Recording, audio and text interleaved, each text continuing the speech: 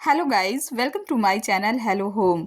तो फ्रेंड्स, मई का महीना है और गर्मियों का मौसम है। ऐसे में प्लांट्स की केयर करना बहुत ज़्यादा ज़रूरी बनता है।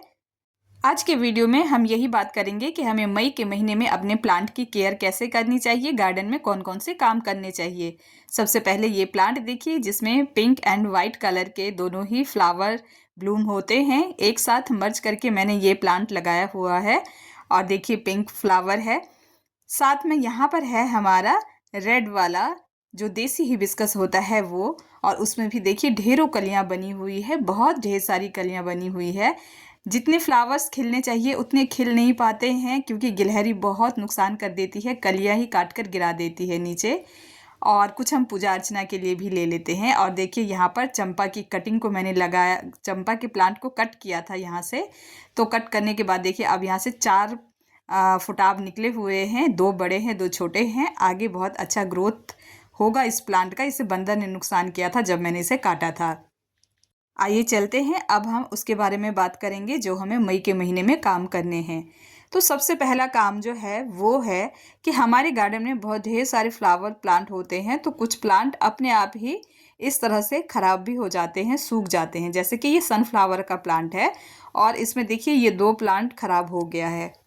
दोनों ही प्लांट अपने आप सूख गए हैं और इन्हें हटाना बहुत ज़रूरी है। अगर हम सूखे हुए प्लांट को हटाएंगे नहीं तो ये प्लांट जो है ये अन्य प्लांट के लिए फंगस का कारण बन सकते हैं। तो मई के महीने में बहुत ज़्यादा फंगस का प्रॉब्लम आता है, तो इससे आपने बचना है, अपने प्लांट को बचाना है। अगर आप इस तरह से केयर नहीं करेंगे तो आपके जो हेल्दी प्लांट्स हैं उसमें भी फंगस लग सकता है। तो इसलिए ब्लूमिंग फ्लावर प्लांट्स को बचाने के लिए जो भी खराब हो गए हैं प्लांट्स, उन्हें हटाना है। दूसरा काम कि फ्लावर प्लांट्स में जो भी फ्लावर स्पेंट हो जाते हैं, खिल चुके होते हैं, उन्हें आपने इस तरह से कट करके हटा देना है। इस तरह से डेड हेडिंग ज़रूर करें। जब आप इस तरह से डेड हेडिंग करेंगे तो आपके प्लांट में जो न्यू फ्लावर्स हैं वो खिलेंगे और साथ ही साथ आपके प्लांट में ज़्यादा से ज़्यादा फ्लावरिंग होगी। तो इस तरह से डेड हेडिंग करना बहुत ज़रूरी है, चाहे वो गर्मी का मौसम हो चाहे सर्दी का। देखिए यहाँ भी फ्लावर्स सूख गए हैं, इन्हें भी हटा देना चाहिए। सूखे हुए फ्लावर्स जो हैं, प्लांट जो है उन्हें और भी सुखाने में लगा देता है। इसलिए प्लांट को आपने ये चीज़ करना है कि वो प्लांट ज़्यादा से ज़्यादा अन्य नए फ्लावर्स को प्रोड्यूस करने में अपनी ताकत लगाए। यहाँ पर आप देख रहे हैं जैसे कि यह है धतूरे का प्लांट और इसमें देखिए आप कलियाँ भी देख रहे हैं। ये जो छोटी छोटी सी लंबी सी दिख रही हैं ये इसकी कलियाँ हैं। बट इस प्लांट में एक बहुत बड़ा सा सीड पॉट भी तैयार हो गया है, ये वाला। अब अगर आप बीज से प्लांट तैयार करना चाहते हैं तो इसे प्लांट पे रहने दें। मैं नहीं रखती हूँ इसलिए क्योंकि अपने आप ही बारिशों के दिनों में इसके कई सारे प्लांट उग आते हैं, क्योंकि कोई ना कोई सीड पॉट कभी ना कभी प्लांट पे लगा रह जाता है और वो सूख कर झड़ जाता है। तो इस तरह से कई सारे प्लांट हमें अपने आप ही बेबी प्लांट मिल जाते हैं। तो मैं इस तरह से सीड पॉट नहीं रखती हूँ और इसका बहुत बड़ा रिजल्ट मिलता है हमें इस सीड पॉट को हटाने से। मैंने कई बार नोटिस किया है सीड पॉट हटाने के बाद प्लांट में फ्लावरिंग अच्छी होती है। तीसरा काम हमें करना है कि ग्रीन नेट का यूज़ करना है, शेड को प्रोवाइड करना है प्लांट के लिए। तो इससे क्या होगा कि हमारे प्लांट जो है वो ज़्यादा ग्रीनरी मेंटेन कर पाएंगे, हेल्दी रह पाएंगे। और हाँ, बस एक दिक्कत होगी कि फ्लावरिंग में थोड़ी सी कमी आएगी, बिकॉज प्रॉपर धूप जिन प्लांट को लग पाना चाहिए उन्हें प्रॉपर धूप नहीं मिल पा रही है, क्योंकि हम प्लांट को बचाने के ऊपर ज़्यादा ध्यान दे रहे हैं। नहीं तो देखिए इस साइड से ना धूप आती है, बहुत तेज़ जाती हुई धूप इधर से आती है। तो आप इसका रिज़ल्ट देख पा रहे हैं कि प्लांट में इधर से आप देखेंगे कि पत्तियां सूख रही हैं ज़्यादा, जैसे कि आप यहाँ जैस्मिन के प्लांट में देख रहे हैं। जो हार्डी प्लांट है वो तो सर्वाइव कर जाते हैं, बट जो थोड़े से ऐसे प्लांट होते हैं जिन्हें ना बहुत धूप चाहिए और ना ही एकदम छाया, तो उसमें थोड़ी बहुत ऐसी दिक्कत आती है। इससे घबराएं नहीं, आपका प्लांट हेल्दी है, स्वस्थ है, ख़राब नहीं हुआ है।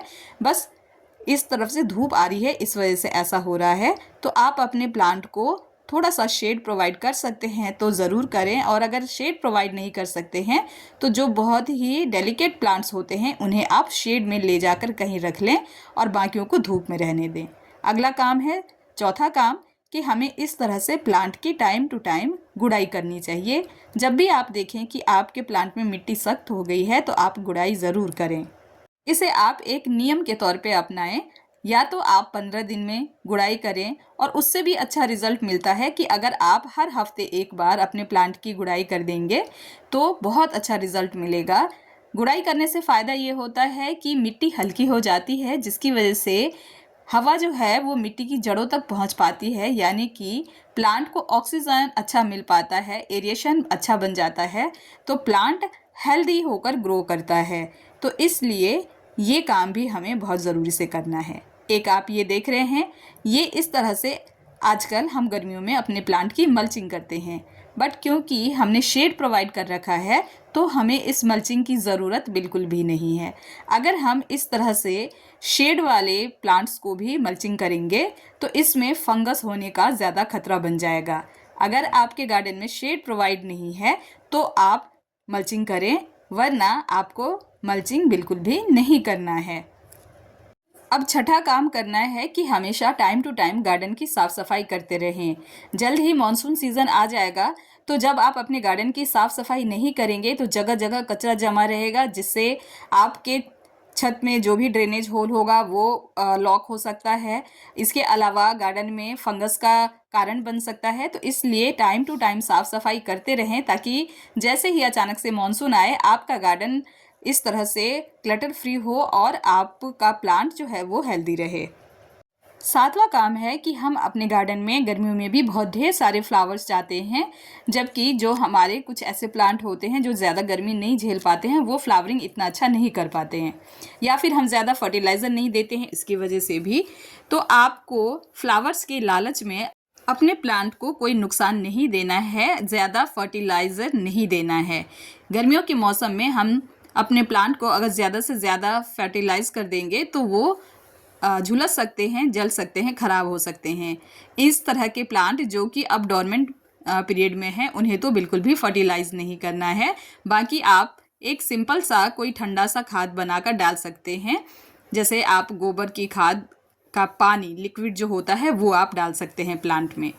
इस तरह से आपके प्लांट में अगर चींटियाँ लग गई हैं तो आप इसकी केयर कर सकते हैं। इस तरह से आप फंगिसाइड का स्प्रे कर सकते हैं, इसकी छिड़काव कर सकते हैं। देखिए यहाँ पर चींटियाँ बहुत ढेर सारी थी, तो यहाँ पर अगर हम इसे छिड़क देंगे तो चींटियाँ भाग जाती हैं इससे। इसके अलावा आप हल्दी पाउडर भी छिड़क सकते हैं।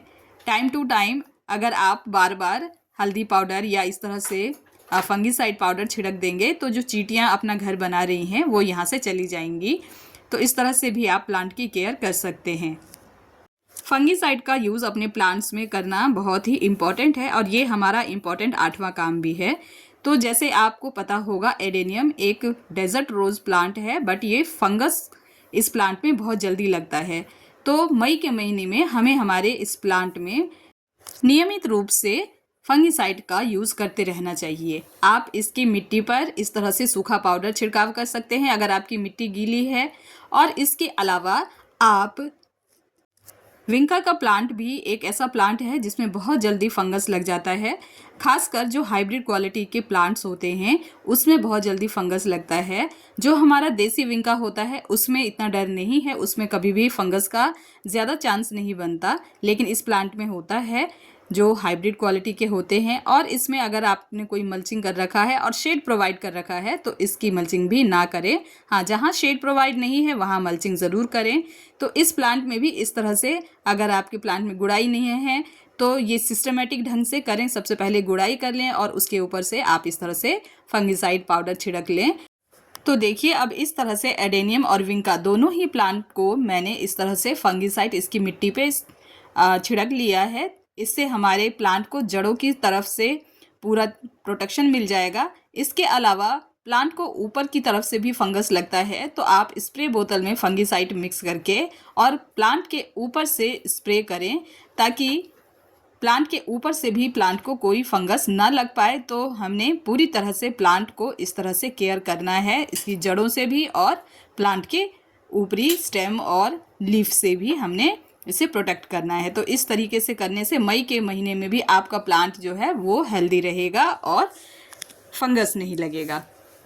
अगर आपके पास अभी भी पिटूनिया के फ्लावरिंग प्लांट है जो अभी भी फ्लावरिंग कर रहे हैं, जैसे मेरे गार्डन में अभी भी फ्लावरिंग हो रही है, तो इस प्लांट को भी आप इस तरह से फंगस से सुरक्षित रख सकते हैं। इस तरीके से सिर्फ विंका और एडेनियम ही नहीं, आपके गार्डन में जो भी प्लांट हैं उन सभी को 15-20 दिन में एक बार फंगिसाइड स्प्रे करके सुरक्षित रखें। सारे प्लांट हेल्दी रहेंगे। मई के महीने में आप इस तरह से पॉर्चुल्का और पर्सलेन, मॉसरोज इन सभी प्लांट को ग्रो भी कर सकते हैं। मैंने ऑलरेडी ग्रो किया हुआ है और ये प्लांट बहुत ही ईजिली ग्रो हो जाता है।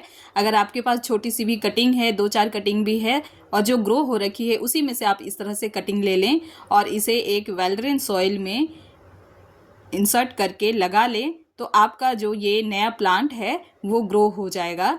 तो देखिए इस तरह से आप इस टाइम पर बहुत ढेर सारे इसके प्लांट बना सकते हैं, बहुत ढेर सारे पॉट्स तैयार कर सकते हैं जो अगले 1 महीने के अंदर बहुत ढेर सारी ब्लूमिंग करने लगेंगे और आपका गार्डन फूलों से भरा रहेगा। तो इस तरह से ऐसे प्लांट को अभी आप अपने गार्डन में ऐड कर लें। तो ये हो गए 9 ऐसे काम जिसको करके आप अपने गार्डन में बहुत अच्छे से अपने प्लांट की केयर कर सकते हैं और नए फ्लावरिंग प्लांट को ऐड करके फ्लावर्स भी ले सकते हैं। मई के महीने में ये सारे काम ज़रूर करें अपने गार्डन में। आई होप ये वीडियो पसंद आया होगा। वीडियो पसंद आया हो तो वीडियो को लाइक एंड शेयर करें। साथ ही साथ चैनल पर नए हैं तो सब्सक्राइब कर लें विद बेल नोटिफिकेशन, ताकि आगे सभी वीडियो आपको सही समय पर मिल सके। वीडियो को एंड तक देखने के लिए थैंक यू फ्रेंड्स।